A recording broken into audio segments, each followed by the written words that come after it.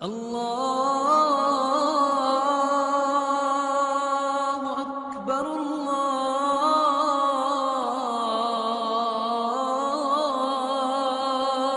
اکبر۔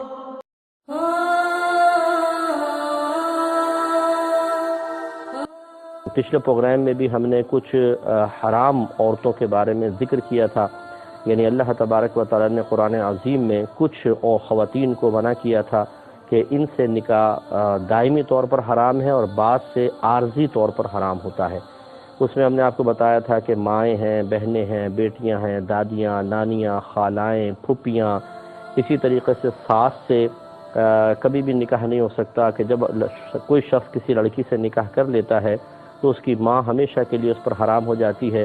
ایسے ہی بہو سے نکاح نہیں ہو سکتا، یعنی اگر بیٹا طلاق بھی دے دے تب بھی سسر بہو سے نکاح نہیں کر سکتا۔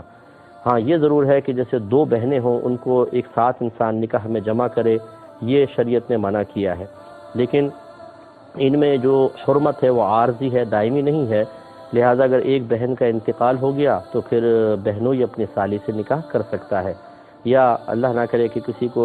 طلاق دے دی اس نے تو اس کی بہن سے نکاح ممکن ہے، گویا کہ یہ حرمت عارضی ہے۔ باقی حرمتیں جو میں نے آپ کی خدمت میں ذکر کی وہ دائمی حرمتیں ہوتی ہیں، اور اسی وجہ سے ساس اپنے داماد کی اور بہو اپنے سسر کے لیے یا سسر اپنی بہو کے لیے محرم ہوتے ہیں۔ لہذا اگر فتنے کا خوف نہ ہو تو داماد اپنی ساس کے ساتھ حج وغیرہ یا عمرے پہ جا سکتا ہے، اسی طرح بہو اپنے سسر کے ساتھ جا سکتی ہے بشرطے کہ فتنے کا اندیشہ نہ ہو۔ آج کل پرفتن دور میں جتنی احتیاط کی جائے اتنا ہی بہتر ہے، لیکن خدا نخواستہ میں یہ نہیں کہہ رہا ہوں کہ خواہ بدگمانی کی جائے، لیکن یہ ضرور فقہاء نے لکھا کہ اگر ساس جوان ہے تو داماد کو احتیاط کرنی چاہیے، اسی طرح اگر سسر جوان ہے تو بہو کو چاہیے کہ اس سے ریزرو ہی رہے، کیونکہ بہرحال یہ مقدس رشتے ہوتے ہیں، لیکن شیطان درمیان میں آ سکتا ہے اور مسائل بھی پیدا ہو سکتے ہیں۔